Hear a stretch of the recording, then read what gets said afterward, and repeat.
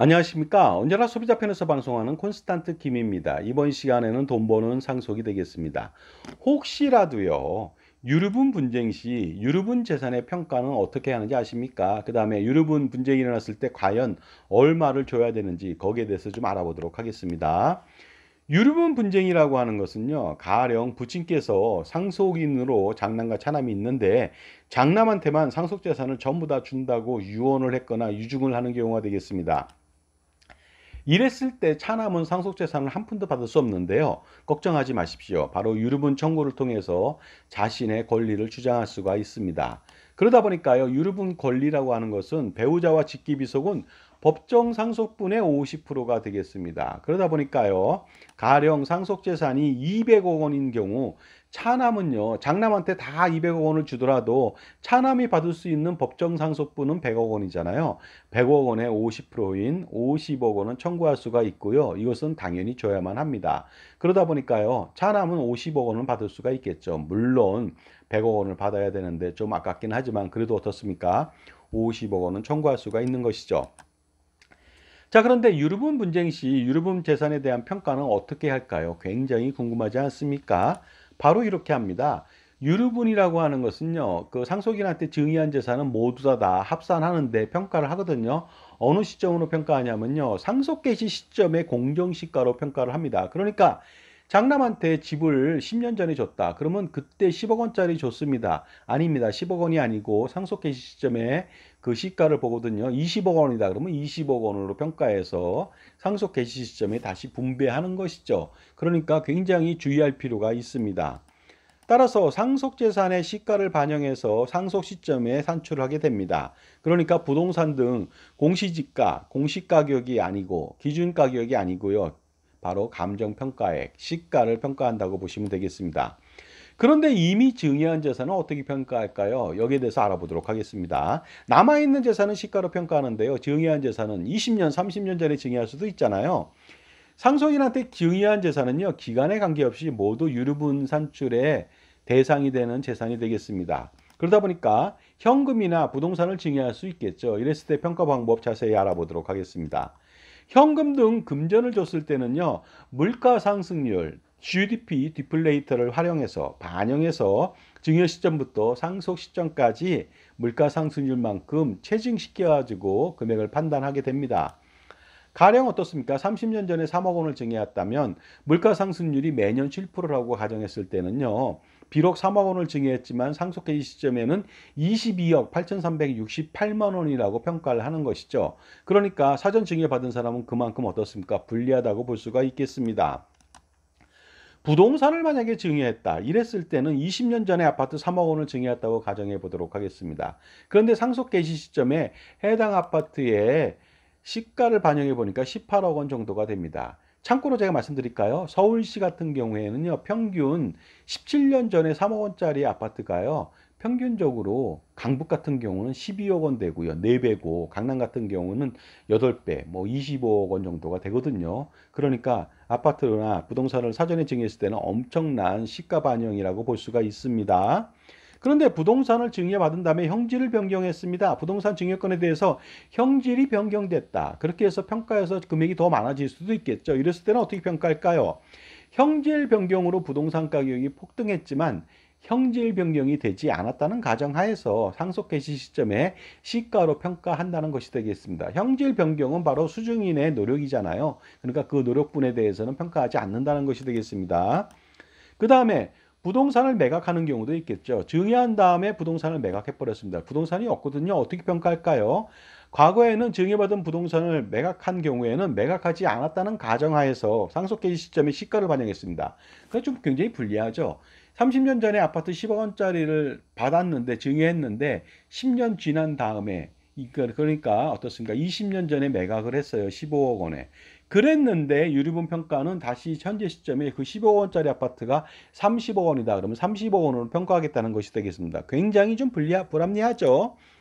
그러다 보니까 요즘엔 판례를 통해서요. 부동산 매각 자금, 처분 자금을 기준으로 해서 어떻습니까? 상속 개시 시점까지 물가 상승률을 반영한 금액으로 반영합니다. 굉장히 합리적이라고 말씀드릴 수가 있습니다.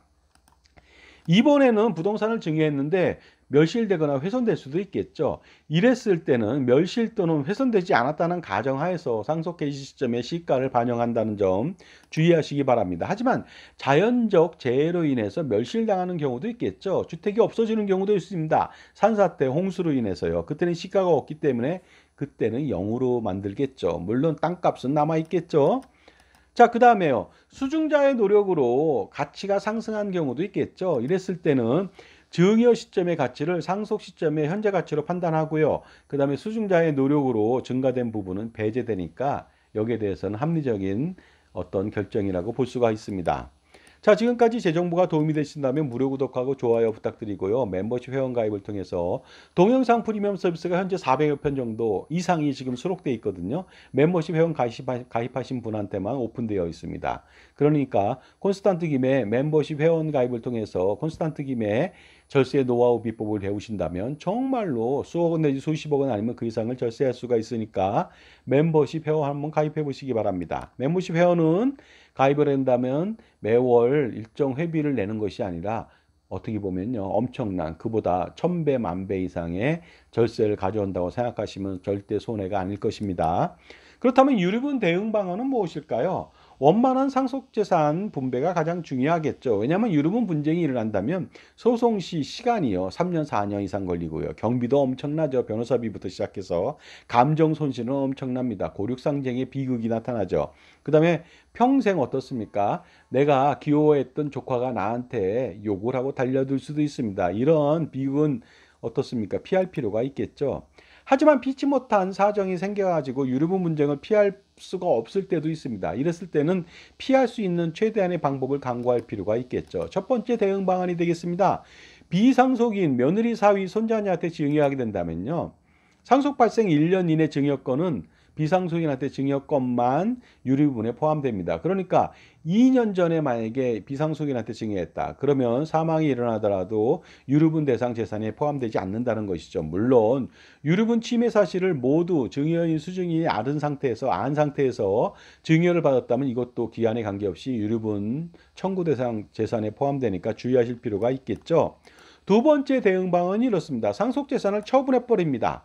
그렇게 된다면요, 처분한 다음에 그 돈을 상속인이 쓴다든가 같이 쓴다면은 저절로 없어지겠죠. 아니면 부담부 증여를 하게 된다면요, 유상양도분에 대해서는 그 유류분 청구 대상이 아니게 됩니다. 세 번째 대응 방안으로는요, 상속 재산을 사전에 모두 증여받은 이후에 상속인이 상속 포기를 하는 것입니다. 이렇게 된다면 상속 포기한 경우 처음부터 상속인이 아니기 때문에 유류분 청구 대상이 되지 않는다는 판례가 있습니다. 굉장히 강력한 조치가 아닐 수 없겠죠. 강력한 솔루션이 아닐 수 없습니다.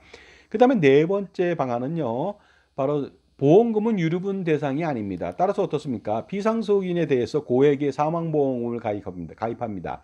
예를 들어서 30억, 50억을 가입했다. 돌아가시면 그 돈이 나오죠.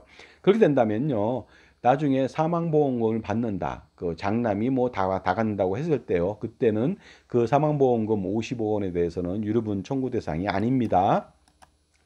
다음은 다섯 번째 대응 방안이 되겠습니다. 유류분을 최소화하려면 사전 증여와 유언을 작성할 필요가 있겠죠. 유류분이 발생하지 않을 정도로 유증을 할 필요도 있습니다. 그런데 유류분을 피하고자 유언 대용 신탁을 하게 된다면 어떤 일이 벌어질까요?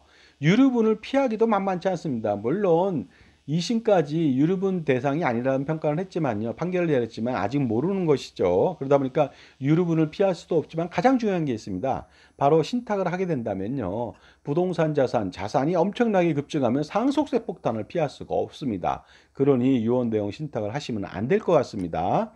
자, 가장 중요한 거는요, 돈이 좀 있다고 해서요, 그 돈 싸움을 하거나 고륙상쟁의 비극을 겪으면 안 되겠죠. 돈보다는 가족 화목이 아니겠습니까? 유류분 분쟁이 일어나지 않도록 만드는 것이 상속에 있어서 가장 중요한 미션 아닌가 생각합니다. 부모님이 돌아가시면서 재산을 남겼지만 유류분 분쟁이 일어난다면 부모님은 천추의 한이 될 것입니다. 그것은 또 피상속인 부모님의 잘못 아니겠습니까? 그러니까 현명한 재산 분배, 공정한 재산 분배가 가장 중요하고요.